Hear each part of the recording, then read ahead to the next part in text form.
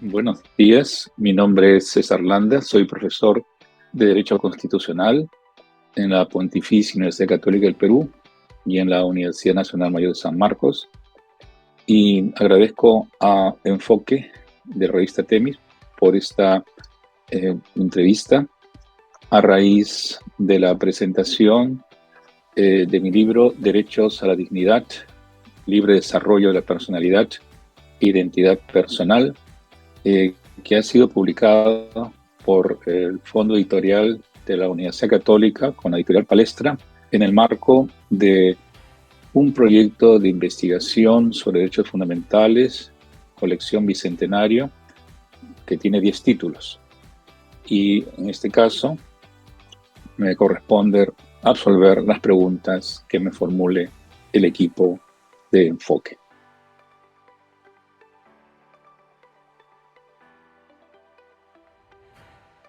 La dignidad humana es un principio y un derecho fundamental de toda persona, según señala el artículo 1 de la Constitución. Sin embargo, hay que precisar que la dignidad es un atributo que abarca no solamente a la persona, entendida civilmente como aquella persona natural que nace viva, sino también que se puede extender a quien va a ser persona, es decir, al nasciturus. Y ahí se abre un debate en torno a qué significa la dignidad y hasta dónde alcanza. Y habría que diferenciar entre el feto que va a nacer, que tiene grados de titularidad de la dignidad, como que pueda, a través de la madre, claro, gestante, recibir el tratamiento y supervisión médica oportuna, o el cuidado de la atención para que nazca en todo lo que favorezca, claro, vivo y sano, ¿no? Pero no alcanzaría, por ejemplo, a los embriones, ¿no? Que en una etapa de desarrollo incluso genético o médico, se ha discutido, ¿no? Si es que en la reproducción asistida, mediante la fertilización in vitro, los embriones que no sean implantados y que no adquieran viabilidad desde ya, tendrían algún grado de tutela, ¿no?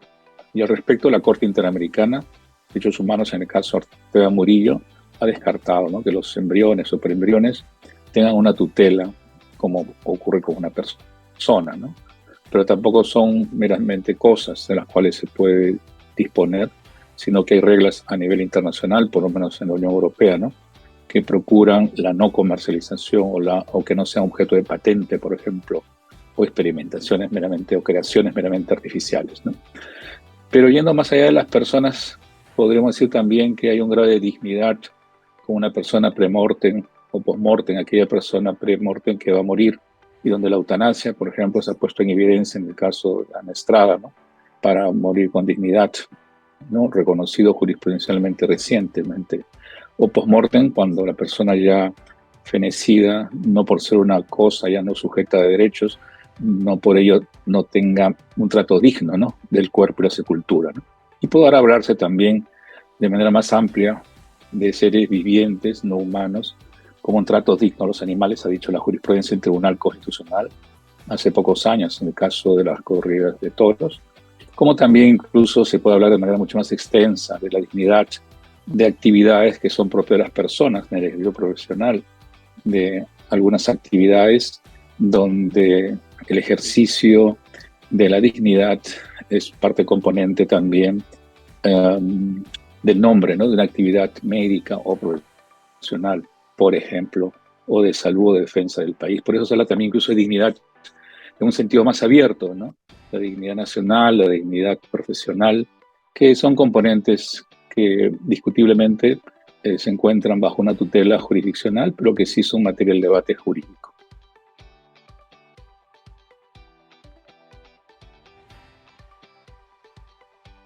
La Constitución del año 93, en el artículo 2, numeral 1, reconoce el derecho al libre desarrollo y bienestar. Hago esta puntualización porque la Constitución anterior del año 79 incorporó el libre desenvolvimiento de la personalidad, que este derecho se incardina en el nuevo constitucionalismo posguerra en el desarrollo de la personalidad, ¿no?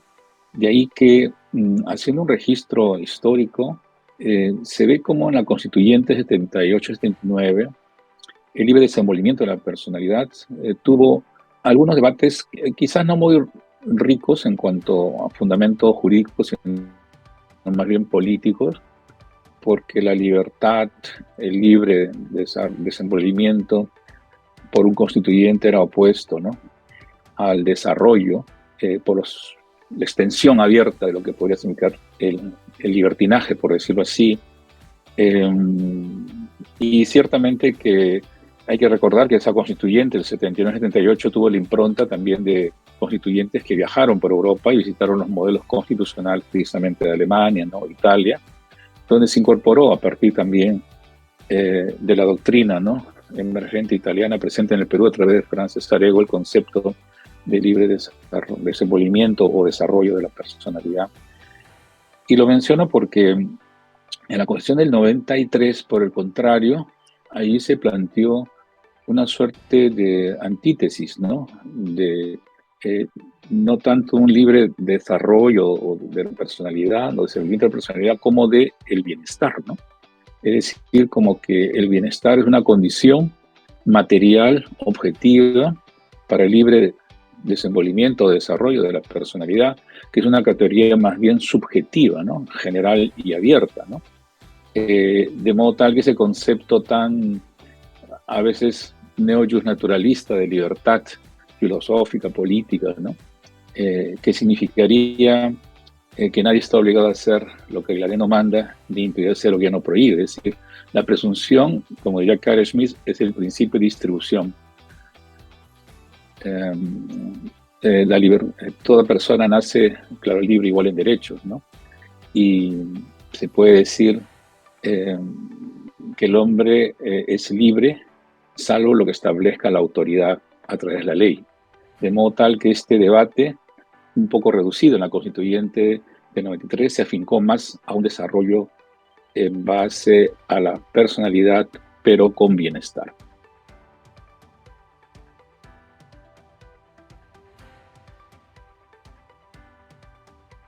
El libre, entonces, conocido así como desarrollo de la personalidad, que es así como lo ha configurado el propio Tribunal Constitucional, ordenando, ¿no?, de manera más objetiva y sistemática estos conceptos un poco abiertos o truncos del libre desarrollo y bienestar del artículo 2.1, nos permite entender que el contenido puede existir entre un contenido esencial diferencial de un contenido no esencial, ¿no? Y este contenido esencial, que es el núcleo duro del libre desarrollo de la personalidad, puede ser concebido como el proyecto de vida que toda persona tiene y que se va forjando en todas las etapas, ¿no?, del desarrollo humano, etapas en las cuales hay un proceso de, más allá del nacimiento, de crianza, de aprendizaje, de educación, de desarrollo o de afirmación o de adquirir una identidad y un modelo en base a imágenes familiares, sociales o particulares, que significa entonces que no es solamente un proyecto de vida estático, ¿no?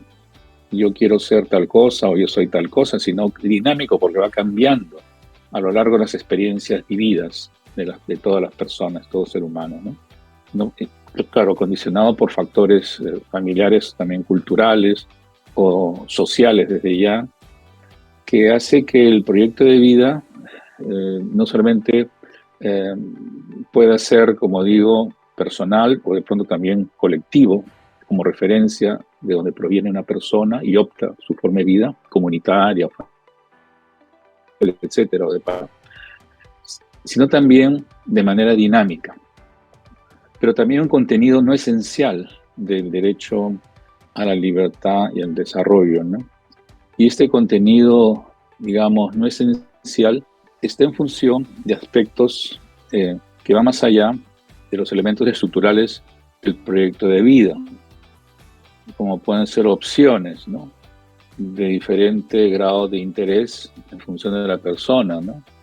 Hay personas que cambian de carrera profesional o de pronto de pareja afectiva o de opción incluso sexual, ¿no? Es decir, de pronto hay elementos que van, digamos, alterando las opciones personales en esta esfera de libre desarrollo de la personalidad, desde los aspectos que puedan ser no sustanciales en base a una cláusula residual, ¿no? De libertad de acción, que un adolescente puede ser llevar el pelo largo o no, ¿no? Es un aspecto de su libre desarrollo, pero sin afectar propiamente su identidad en un sentido esencial, sino de aspectos complementarios a su proyecto de vida. Entonces, en ese sentido, el contenido esencial y no esencial libre desarrollo de personalidad tienen elementos, como repito, de carácter tanto estáticos por un lado, pero sobre todo dinámicos, ¿no? Que es lo que garantiza el desarrollo humano, ¿no? En libertad.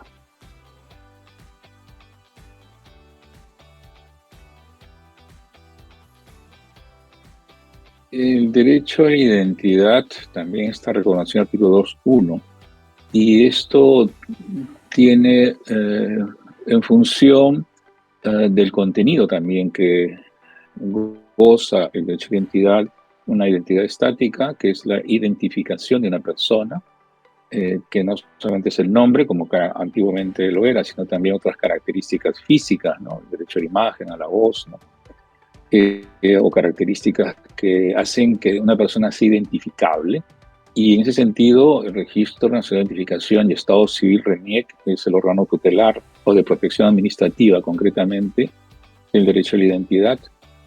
Y aquí, claro, hay un registro de una partida de nacimiento, ¿no? Que se expresa luego en un documento de identidad, pero también habrá que decir que hay decisiones judiciales cuando se han presentado controversias en torno, ¿no? Por nombre y eventualmente por sexo, que el Tribunal Constitucional ha entendido que es un derecho fundamental de la identidad, la protección de esta identidad que no es estática, sino dinámica, y más aún ha establecido que es un procedimiento judicial sumario el que debe reconocer el cambio de nombre y o sexo de las personas en base a este derecho a la identidad de género. Eh, entonces, desde el punto de vista de la tutela pues, administrativa o judicial, ordinaria, especializada, también se incorpora las instancias de tutela meramente prejudicial, ¿no? La Defensoría del Pueblo o las de MUNAS, eh, o el Ministerio de la Mujer, por ejemplo, y poblaciones vulnerables, o el Ministerio de Desarrollo Inclusión Social, Desarrollo e Inclusión Social, el MIDIS, también, por ejemplo, o el Ministerio de Cultura, para poblaciones donde la identidad ya no solamente es un derecho individual, sino, por ejemplo, la identidad colectiva, ¿no? De los pueblos indígenas a que sean reconocidos como tales a través de un registro que lleva el Ministerio de Cultura, que no es constitutivo, pero declarativo finalmente, o las personas sin documentos, dado situaciones de pobreza o marginación, que no son pocas en las zonas fronterizas interior del país, donde también hay programas tutelares del Estado que se registren, porque una persona sin un documento de identidad resulta siendo una persona civilmente no existente, ¿no? Para realizar actos de toda naturaleza, ¿no? Comerciales o la propia identificación para registros de salud, educativos, etcétera, ¿no? De modo tal de que la tutela es una tutela, digamos, pluridimensional o plurinstitucional, ¿no? Administrativa, jurisdiccional, y sino también de carácter incluso internacional, porque el sistema interamericano de derechos humanos también protege el derecho a la identidad, ¿no? En un sentido individual, ¿no? Por lo general, pero también podría ser en un sentido colectivo, ¿no? Refiriéndome a los pueblos indígenas, ¿no?